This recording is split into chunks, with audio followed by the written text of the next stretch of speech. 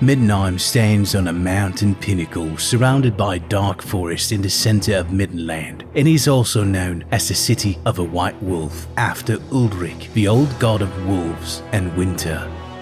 The priesthood of Ulrich is still strong in Middenheim, where Ulrich is venerated as the patron of the city.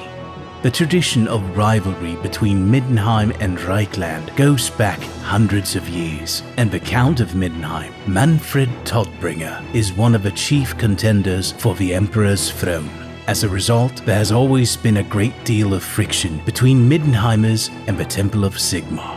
Middenheimers are typically large, strongly built men with a well-deserved reputation for ferocity. Many wear wolf pelts, which custom decrees to be the mark of those who have slain a wolf with their own hands.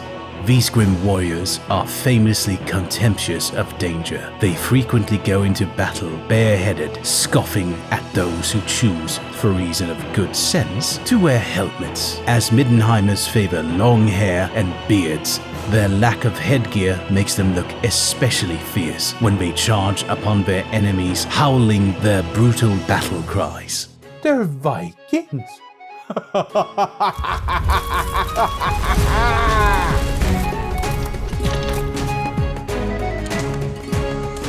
Hey good folks, my name is Leif and I want to welcome you to my YouTube channel called DEVSANDDICE. Today I'm going to show you some of the steps I took to complete my Middenheimer Warband for Mordheim. In this video I'm going to talk about some lore about the Warband, some good options of finding minis for a Middenheimer Warband, share some thoughts and ideas on how I painted my minis, give some thoughts on how you could start your Warband of Middenheimers, and finally show them off on the table together with some closing thoughts. With that, let's get cracking. I started with Frostgrey Barbarians 1 and 2 together with Ghost Archipelago. These are a solid choice, but I wanted more options in terms of weapons to make my Middenheim Warband WYSIWYG on the tabletop. Another option, even though they lack wolf pelts, is to use Games Workshop's greatswords, state troops and crossbowmen. They seem to be out of production though. 3D printing wise, we have reptilian overlords who have loads of parts which you can print and assemble to your specification, but again, no wolf pelts. Vae Victis released a couple of months back their Fur and Steel pack, which honestly is perfect for a Middenheim Warband, pelts and all, so I went with them. I love 3D printing minis, but I don't love the process of super gluing bits. It's finicky and I have a short time to pose the parts. The super glue seems also to be the thing that in my experience breaks off during gameplay, so I tried some digital kit bashing instead by bringing each part into Blender, posing them and exporting them to Chitubox where I did my own supports. Now, a lot of things could have gone wrong with this new pipeline, but my Uniformation printer just keeps on delivering. All 15 miniatures and toppers printed out perfectly. So instead of gluing small parts to each other, I only needed to glue the toppers onto the bases and then the minis onto the toppers. This was much easier and a better process in my opinion.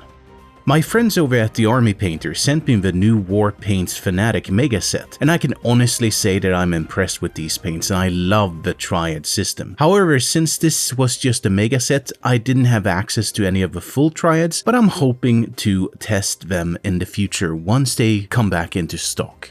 So my process really with painting these lovely little Middenheimers is really that I want to focus on the face and the eyes first. Once the trickiest part is done, then I go over and address the clothes, finish the skin color and so on.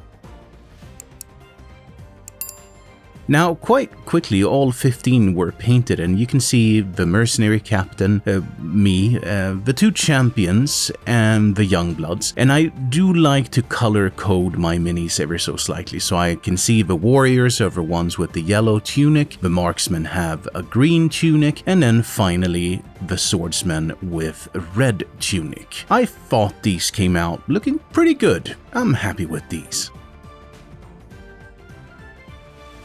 so let's get to buying a starting Middenheim Warband. We can have no more than 15 warriors in total. We get the usual 500 gold crowns to spend on a starting warband. We need one captain. We can have a maximum of 2 champions and 2 youngbloods. Looking at the henchmen, we can include any number of warriors. We may have no more than 7 marksmen and no more than 5 swordsmen. Since they're considered strong and burly men, their captain and champion starts the game with a strength of 4 instead of 3. So for my Middenheim Warband, I'm gonna maximize the amount of heroes with 1 captain, 2 champions, and 2 youngbloods. My captain will have 2 swords and a bow. That way he can take some pot shots from range. My 2 champions will be equipped with 2 axes. When it comes to my youngbloods, I only have enough gold crowns to give them an axe hammer combo. To my henchmen, I'm gonna start with only 2 swordsmen equipped with 2 swords each. In the future, I will want to get 3 additional ones for a maximum of 5. I'm gonna give some range capabilities to my warband by taking 2 marksmen. Each get 1 crossbow and a free dagger. These will need to stay back and fire supportive bolts downfield. I can see myself getting 1 more of these once I have the gold for it. Finally, the warriors. I'm getting 2 of these and I will equip them with hammers and maces. These are my real cannon fodder and will have to prove their worth in the front line together with the swordsmen. So my starting warband comes at a cost of 498 gold crowns.